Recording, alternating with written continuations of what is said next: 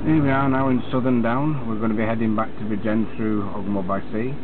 I just thought I'd show you this little piece here, because see this bit of grass to the left of us? Well, there was one of the local council guys that had a job of cutting this grass.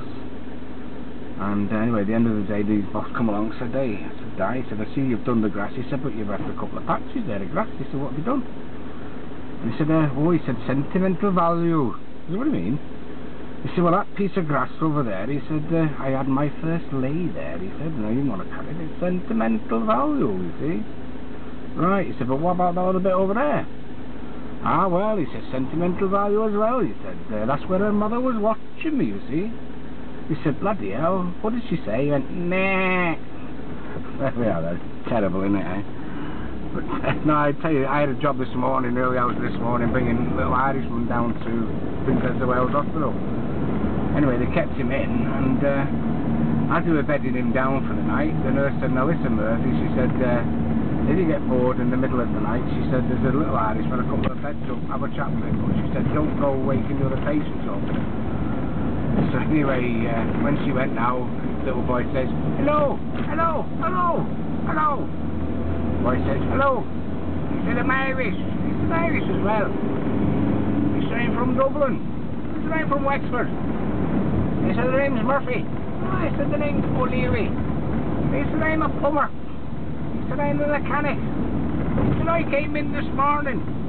He said, "I came in yesterday." He said, "Cancer." Ah, he said, "Sagittarius." There was a taxi driver picked Ian Paisley's wife up one day. And said, "Oh, hello, Mrs. Paisley, how's things going?" "Oh, not too bad, just there." He said, "Oh, how's Ian?" "Ah, well, he's getting on a bit now, and he doesn't seem to bother me very much in his bedroom, you know." "Oh, I do." "Have you not thought of trying to spice it up a little bit?" "Well, I have, but he's not seemed to be interested." She said, "Well, I'll tell you what I do if I were you." He said, "He likes the Queen, doesn't he?" "Oh, yeah," she said, "he loves the Queen." And Margaret Thatcher, like, "Oh, yeah, he loves Margaret Thatcher." He said, "Well, why don't you have a tattoo on each thigh, the inside of your thigh, one of Margaret Thatcher, one of the Queen? If that excites him enough." "Oh, I'll give it a try." So anyway, she had these tattoos done. Anyway, that night she in bed, she had Ian looking at it. And he went, "Oh my God, the Queen." And he goes down and starts kissing the Queen. And then she said, "Ian, look at this here." "Oh my God," he says, "Margaret Thatcher." So he goes down and kisses Margaret Thatcher. And then she gently opens her legs and says, "Look at this, Ian." And he goes, "I don't mind kissing the Queen and have no objections to kissing Margaret Thatcher." He said, "But if you think I'm putting my lips on the lips of Jerry McMahon, you have another thing covered." And then picked a Scots lad up from the doctor's earlier. He got in and said, "He's white as a ghost, he was shaking, you know." I said, "Are you alright?" "I bloody doctors here, I've got no confidence in them now." "What was the matter?" "Oh, it's the wife," he said. "She was in today to have tests, and they've got the results, but they've mixed them up. Apparently, they say there's someone else with my wife's name, and she had tests as well, and they've mixed them up. So they said they don't know what's the matter with her." "All right, have they not said it?" "Well," he said, "she's either got AIDS or Alzheimer's disease." I said, "Oh, bloody hell, what are you going to do?" He said, "I don't know. I'm at my wit's end. I don't know what to do." I said, "I know what I'd do if I were you." He said, "What's that?" I said, "I'd take your wife out of Southerndown, leave her there, and if she makes her way home, there's no way I'd give her one." And then we took one lad down to, we got a sex shop over in Aberkenzie. And I took this lad down there that was on a wait and return, you know, and he said, "I bought an inflatable doll." He said, "I was taking it back." He said, "It's faulty." "All right." So anyway, he got outside the shop. He said, "You wait here for me." I waited. Anyway, he came back in and he said, "Bloody hell, that's a bastard, isn't it?" I said, "What was the matter?" He said, "I went in there." I said, "Oh, you bought this yesterday and it's faulty. He keeps going down on me." He said, "They charged me another 30 quid. I said, "You don't have sex with your wife?" "Ah, get out." He said, "She's round the twist, my wife. She thinks bloody oral sex is when you sit down and talk about it." Anyway, there was this one Friday, I picked this Welsh lad up. He was going down to farm. He was going down to Cowbridge to the farmer's market. You know, he wanted to buy a ram to see to his ewes, you see. Apparently, what he was saying is he had these 6 ewes and he needed a ram to tie them, so I had to be there for 2 o'clock. So anyway, I put my foot down, but it was 5 after 2 we got down there. So the guy said, sorry mate, he said, too late, you have to come back on Monday.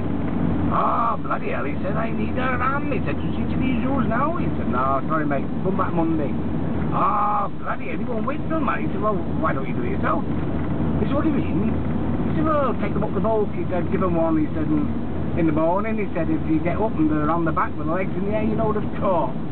Oh, he said, that's bloody illegal. He said, well, no one will see it in the dark, will they? You're right there, he said, so he tried it.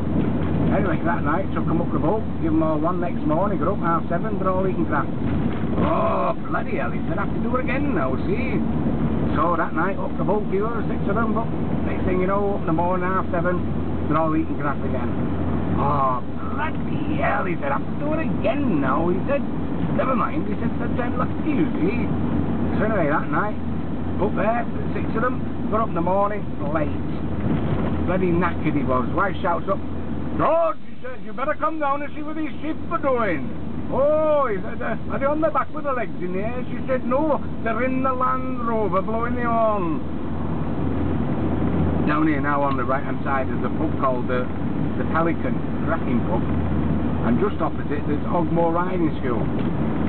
I had a horse out there one day, went for a ride all around the sand dunes, cracking it was, beautiful day.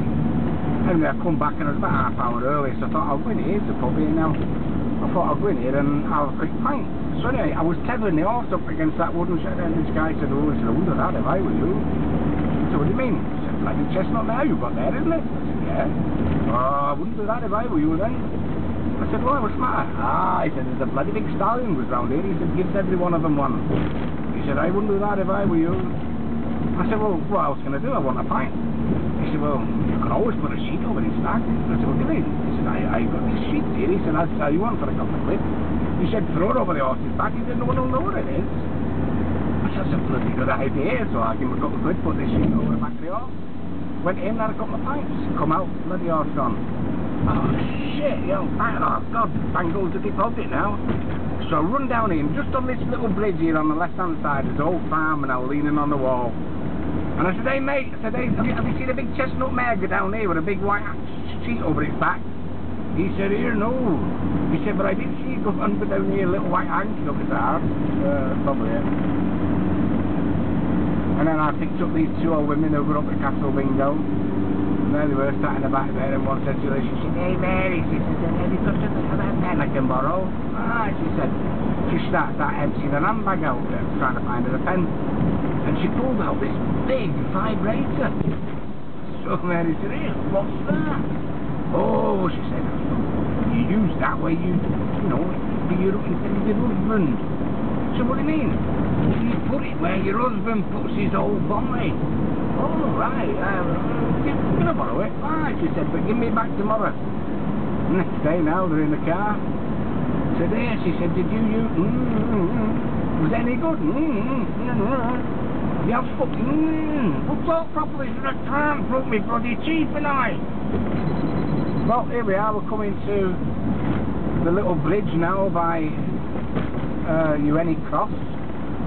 So, I'm going to switch off now because probably the batteries are going to be running out on this. And hope you've enjoyed it.